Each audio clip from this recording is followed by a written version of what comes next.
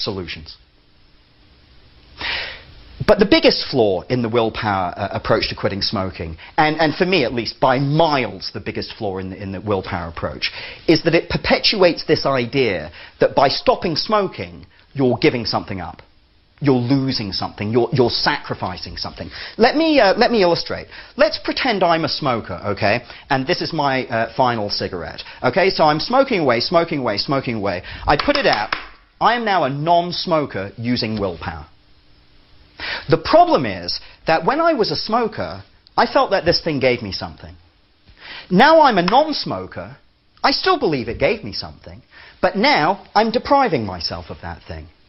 And so long as I feel deprived, I'm going to feel miserable and vulnerable. And as soon as I'm in a so-called trigger situation, a situation that I associate with smoking, I'm going to have a desire to smoke. And I'm going to have to try to use willpower to overcome that desire. This creates a conflict. Part of you wants to smoke, part of you doesn't. And it's this conflict that leads to the feelings of panic and anxiety and irritability and so on and so forth that so many smokers associate with quitting smoking. Ironically, it is not physical withdrawal from nicotine that creates these symptoms. It's conflict that creates these symptoms. And today, we're going to remove this conflict. And when you remove the conflict, you remove the symptoms that are associated with that conflict. And by removing these symptoms, of course, you make it very easy to quit. Now, don't expect to feel the same way as you've done when you're trying to quit smoking in the past. This time it's going to be easy. You're not going to feel deprived because you're not going to use the willpower method. You see, I think every smoker has a kind of tug of war going on, permanently being played out in their minds.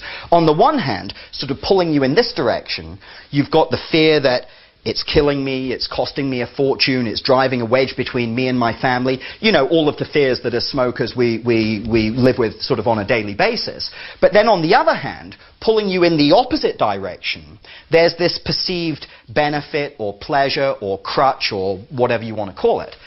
Only this is an illusion. I mean, it's a very subtle illusion, but it's an illusion. Think about it for a minute. Aren't these benefits to smoking really no more than thinly disguised fears? The fear that I won't be able to relax. The fear I won't be able to concentrate. I won't be able to cope with stress. Actually, it's the fear that I won't be able to cope with life without my little crutch, without my little friend. Now, the irony of all of this is that the fear on both sides of the tug of war are caused by the cigarette. I mean, non-smokers don't have any of these fears. I mean, look at all these non-smokers walking around the streets. They're not obsessing about cigarettes, they're just getting on with life. It's only smokers that have all of these fears, because smoking creates these fears. And I think that one of the sweetest things about not having to smoke anymore is to be free of that fear. The constant niggling, nagging, low-level anxiety and edginess that as smokers we live with our whole smoking lives. In fact, we live with it to such a degree, we think it's normal to feel this way. It's not normal.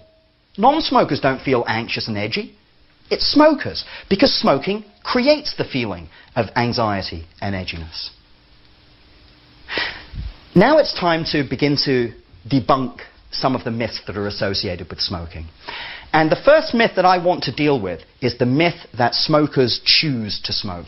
And I'm going to start with this one because when I was a smoker, it was one that probably bugged me the most. Now, I do agree that we chose to smoke those first cigarettes, most likely as a youngster.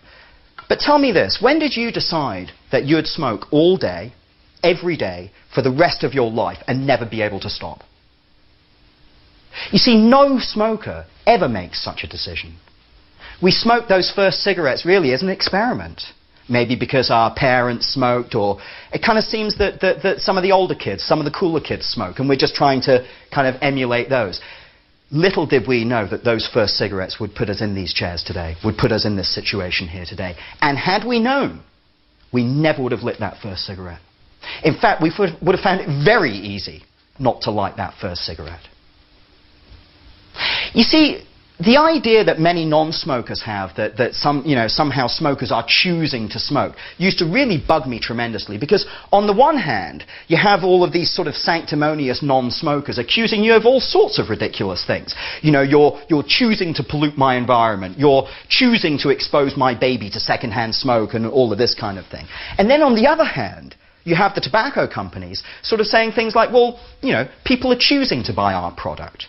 This is a choice that they're making. But you know and I know that genuine choice went out of the window years and years and years ago with respect to smoking. And to illustrate this point, I'm going to pose a couple of fairly stupid questions. First up, how many smokers do you think are unaware of the health risks of smoking? 50%? 10%? 1%? Probably even less. How many of those smokers do you think dispute the health risks of smoking? Same number? Probably even fewer? Have you ever worked out how much you spend on smoking? I used to tell myself, a couple of bucks a day, something like that. But I tell you what, when you smoke all day, every day, for year after year after year, that couple of bucks a day sure does add up. The reality is that the average smoker in North America has to earn $250,000 in salary in order to finance a pack-a-day smoking habit. Now, I don't care how rich you are. $250,000 is a lot of money.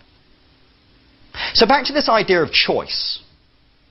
This is the situation. We're sitting here and we're saying that we know that smoking has been implicated in all of these horrendous diseases and conditions. That for the most part, we accept that smoking causes these diseases and conditions. And we are prepared to spend $250,000 of our own money exposing ourselves to these risks. And people are expecting us to accept that this is a choice that they're making? It doesn't make any sense. Who would choose such a thing? I mean, do you think alcoholics choose to become alcoholics? Of course not. They start drinking, slowly it takes over their lives, ends up ruining it. I mean, when you started smoking, most likely as a teenager or a very young adult, were you really deciding that you would smoke all day, every day, for the rest of your life, never being able to stop? Of course not. We fell into a trap. Actually, we all fell into the same trap.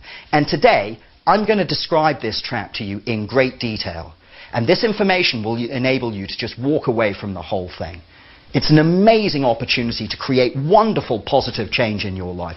But you really need to be aware there are only two choices on the table here. There's no sort of middle ground. You can either keep doing what you're doing, smoke all day, every day, for the rest of your life, never being able to quit, feeling like this or worse, because let's face it, it's not suddenly going to get better, is it? It's just going to get progressively worse. This is one option. The other option is to get this drug out of your life so that you can begin to build your life based on the things that you genuinely love. Friends, family, health, happiness, freedom. These are the only options you have. There is no middle ground. You either smoke or you don't. I suppose it's a little bit like being pregnant, really. You can't be a bit pregnant. You're either pregnant or you're not. And so it is with smoking. You can't be a non-smoker who smokes. You need to be very, very clear about what you're trying to achieve here. Now, I realize that many people watching this webcast will be doing so under duress or pressure from people they love, their friends, their family, their kids, their parents, their employers, and so on. And it would be wonderful if you could quit smoking for all of these amazing people in your life. But in my experience, you can't. Your fourth instruction is to stop smoking for the purely selfish reason that you will enjoy your life 10 times more without dragging this ball and chain with you everywhere you go. You will enjoy life so much more with this monkey off your back that for years has been dragging you down and holding you back from being the person that you want to be and the person that you're capable of being. That's why you should do this. And your fifth instruction is to abandon the usual feelings of doom and gloom and misery and depression usually associated with quitting. Instead, think how amazing it will be not to have your life dominated by a drug that doesn't even get you high. Imagine the freedom. To go wherever you want to go, do whatever you want to do, see whoever you want to see, without constantly having to factor in your need to smoke. These are amazing gifts that you're earning for yourselves here today.